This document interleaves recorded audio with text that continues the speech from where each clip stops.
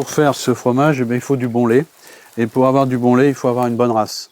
Et il est évident que c'est un fromage local, normand, Pont-l'Évêque, la ville de Pont-l'Évêque. Donc, eh bien, c'est la normande, tout simplement, qu'il faut. C'est un lait qui est riche en protéines.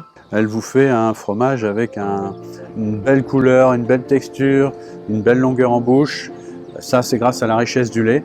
Et l'avantage aussi, c'est qu'elle a aussi de la matière grasse. Et la matière grasse, c'est important pour le goût du fromage. Donc, une fois qu'on a la race, eh bien, c'est ce qu'elle mange, qui est très très important. Donc, il est évident qu'autrefois, les vaches normandes, elles pâturaient dans les prairies. Il y avait beaucoup plus de pommiers qu'aujourd'hui, mais l'avantage des pommiers, c'est qu'ils apportaient de la fraîcheur. Et donc de l'herbe en été, puisqu'il y avait un parasol sur l'herbe, et donc l'herbe poussait. Et puis à l'automne, elles mangent des pommes. Donc elles sont hyper contentes. Pour fabriquer, je vais dire que c'est simple, hein. Vous empresurez. Vous avez un temps de maturation qui est 3 fois le temps de prise. Donc le temps de prise, c'est quoi?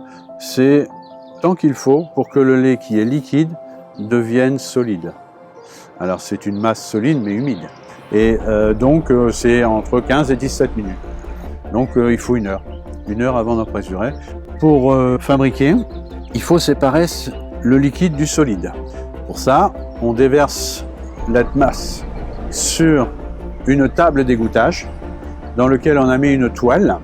Par gravité, le liquide s'en va. Donc après, on le travaille légèrement. Donc il faut qu'on ait un grain de caillé qui soit homogène, pas sec, encore un peu avec du sirop. Donc là, on met en moule, on égalise, on retourne, et c'est parti. Donc il faut le retourner pour qu'il prenne les lignes de la store qui est au fond du moule. Après, c'est un retournement quotidien, c'est-à-dire qu'on peut le retourner le nombre de fois qu'on veut, ça dépend si on est courageux, ce qu'on veut et ce qu'on cherche.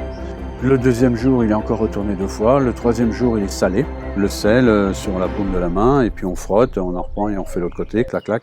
Les fromages s'égouttent pendant 5 jours, parce que l'action du sel va les faire ressuyer énormément.